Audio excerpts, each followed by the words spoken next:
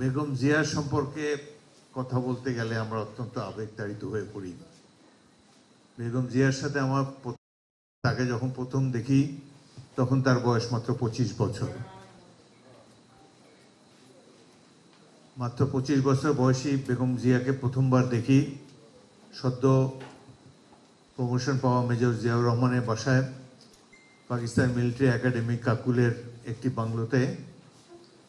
সেখানে 3 জন প্রশিক্ষক, মিলিটারি একাডেমির প্রশিক্ষক, তারা ছিলেন হোস্ট, আমি একমাত্র গেস্ট।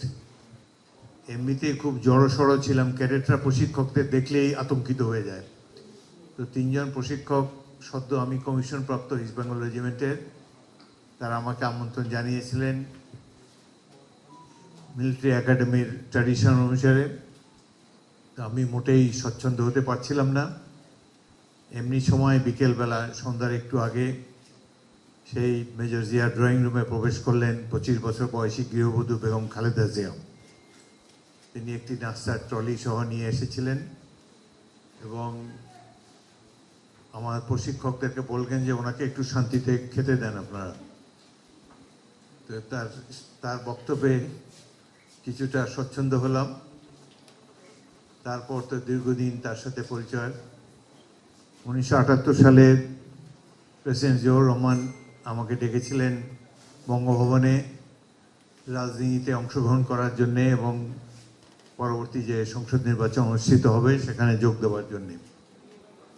আমি এতই রাজনীতি বিমুখ ব্যক্তি ছিলাম, আমি মহামান্য রাষ্ট্রপতিকে বললাম, স্যার আমার পক্ষে রাজনীতি করা সম্ভব নয়, আমি এখনও ফুটবল খেলি, আমি এসবের মধ্যে নাই।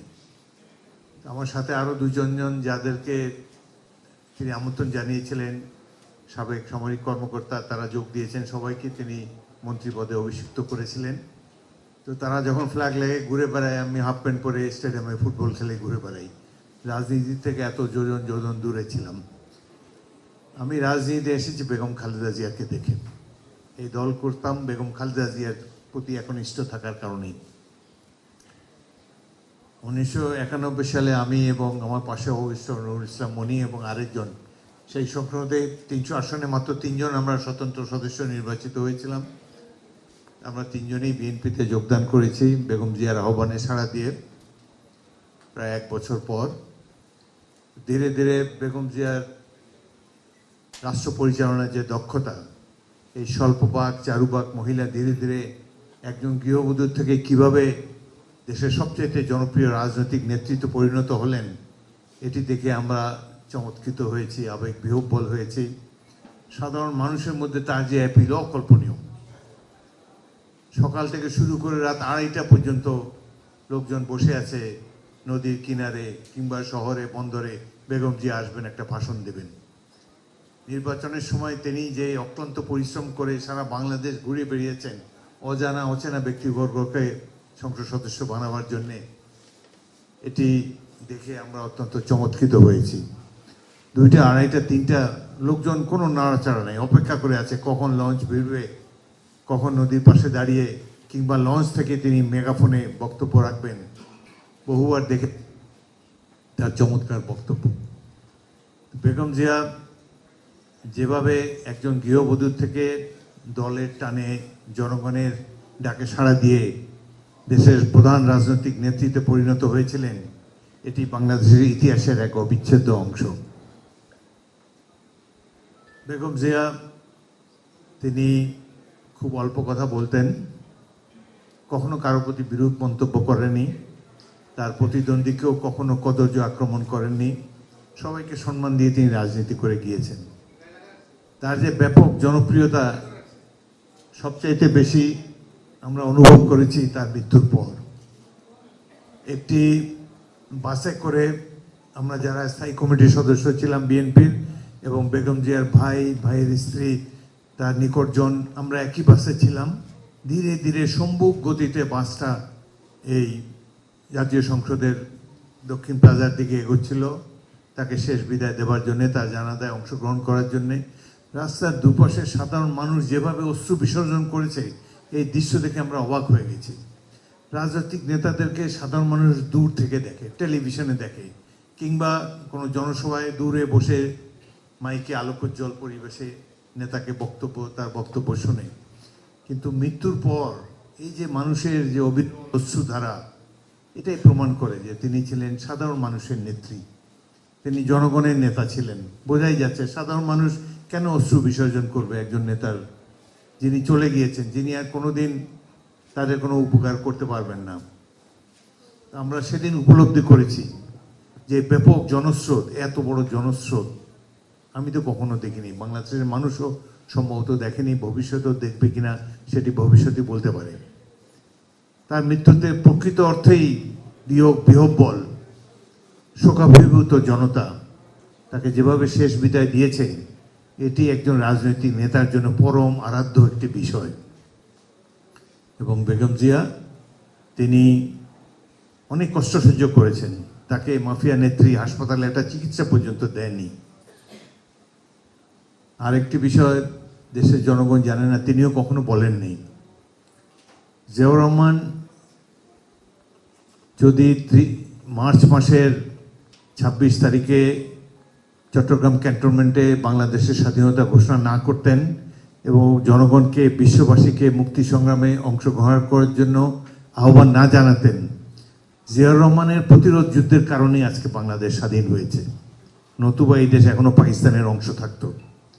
জিয়াউর রহমানের ডাকে সাড়া দিয়ে 5টি ক্যান্টনমেন্টের সৈনিকেরা পাক বাহিনী, পাক সরকারের বিরুদ্ধে বিদ্রোহ করে জনগণ এবং বিশেষ করে ছাত্রদেরকে সংগঠিত করে 9 মাসব্যাপী একটি মুক্তিযুদ্ধে অংশগ্রহণ করে, যার ফলে এই সংগ্রামের ফলে দেশটি স্বাধীন হয়েছে, নতুবা এই দেশ এখনো পাকিস্তানের অংশ থাকত। এটি রাজনীতিবিদরা, বিশেষ করে স্বাধীনতার অব্যবহিত পরে যারা ক্ষমতাসীন হয়েছে, তারা এটি স্বীকার করে না। এবং জিয়াউর রহমানকে স্বাধীনতা ঘোষণা দেওয়ার জন্য যিনি অনুপ্রাণিত করেছিলেন, তাদের মধ্যে প্রধান ব্যক্তিত্ব বেগম খালেদা জিয়া। এই কারণেই পাকিস্তান সেনাবাহিনী তাকে পরবর্তীকালে বাড়ি বাড়ি খুঁজেছে, তাকে খুঁজে বের করার জন্যে। আরও তো কত নেতা নেত্রী ছিলেন, তাদেরকে তো পাকিস্তান সেনাবাহিনী খুঁজেছে কেবল বেগম জিয়াকে, এবং জুলাই মাসের শেষ দিকে তাকে ঢাকা শহরে একটি বাড়ি থেকে গ্রেফতার করেছে। তারা তখনই অনুভব করেছে যে এই মহিলা একসময় জাতির নেতৃত্ব দিতে পারেন, তার মধ্যে সেই যোগ্যতা, তার মধ্যে সেই সাহস ইত্যাদি রয়েছে। যাই হোক, পরবর্তীকালে তিনি যেভাবে জনগণকে সংগঠিত করে স্বৈরশাসকের বিরুদ্ধে সংগ্রাম করে দেশে আবার গণতন্ত্র প্রতিষ্ঠা করেছেন, আবার জনগণের নেত্রী হয়ে 5টি আসনে বারবার জিতে জনগণের অপ্রতিদ্বন্দ্বী নেত্রী হিসাবে আবির্ভূত হয়েছেন, এটি বাংলাদেশের ইতিহাসের এক অবিচ্ছেদ্য অংশ। আজকে এই ছবিগুলো দেখে আমরা অনেক সুদূর অতীতে ফিরে গিয়েছি। মনে হয় যে তিনি জীবন্ত, এইমাত্র হয়তো এখনই একটু পরে এসে গাড়ি থেকে নামবেন। আমাদের জন্য অত্যন্ত দুঃখজনক অভিজ্ঞতা, তাকে আর দেখতে পাবো না। তবে আশা করি তিনি যে লিগেসি রেখে গিয়েছেন, জনগণকে যেভাবে অনুপ্রাণিত করে গিয়েছেন, সেটি দীর্ঘদিন বাংলাদেশের স্বাধীনতার সার্বভৌমত্ব রক্ষার ক্ষেত্রে অতন্ত্র প্রহরীর মতো কাজ করবেন। তিনি আজ নাই, তিনি এবং জিয়ার পুত্র সন্তান তারেক রহমান আমাদের মাঝে আছেন। আমরা আশা করব তার পিতা এবং মাতার পথ অনুসরণ করে তিনি এই জাতিকে দিক নির্দেশনা দেবেন, স্বাধীনতার সার্বভৌমত্ব যাতে অক্ষুণ্ণ থাকে। মুক্তিযুদ্ধের মাধ্যমে যে বাংলাদেশ আমরা অর্জন করতে পেরেছি, এই বাংলাদেশের স্বাধীনতার সার্বভৌমত্ব কোনোভাবেই যাতে কেউ ক্ষুণ্ণ করতে না পারে, সেই জন্য আমরা ঐক্যবদ্ধভাবে তারেক রহমানের নেতৃত্বে বাংলাদেশকে এগিয়ে নিতে চাই। এই হোক আজকের দিনে আমাদের অঙ্গীকার। আপনারা যারা কষ্ট করে এখানে এসেছেন সবাইকে ধন্যবাদ, এবং পরাগকে ধন্যবাদ জানাবার ভাষা আমার নেই।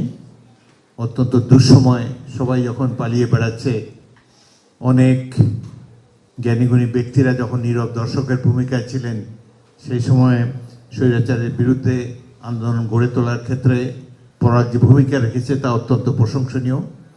আগামী দিনগুলোতে তাদের সঠিক মূল্যায়ন হবে বলে আমরা আশা করি, এবং আশা করি শহীদ রাষ্ট্রপতি জিয়াউর রহমান, বেগম জিয়া এবং তারেক রহমানের পথ অনুসরণ করে আমরা একটি স্বাধীন সার্বভৌমত্ব বাংলাদেশ পাব। যেই সমৃদ্ধ বাংলাদেশের জন্য জিয়াউর রহমান স্বাধীনতা যুদ্ধে অংশগ্রহণ করেছিলেন, সেটি আমরা তারেক রহমানের নেতৃত্বে বাস্তবায়ন করতে চাই। আপনাদের সবাইকে অসংখ্য ধন্যবাদ। শহীদ জিয়া, খালেদা জিয়া অমর হোক, তারেক রহমান জিন্দাবাদ। আপনাদের সবাইকে ধন্যবাদ। আল্লাহ হাফেজ।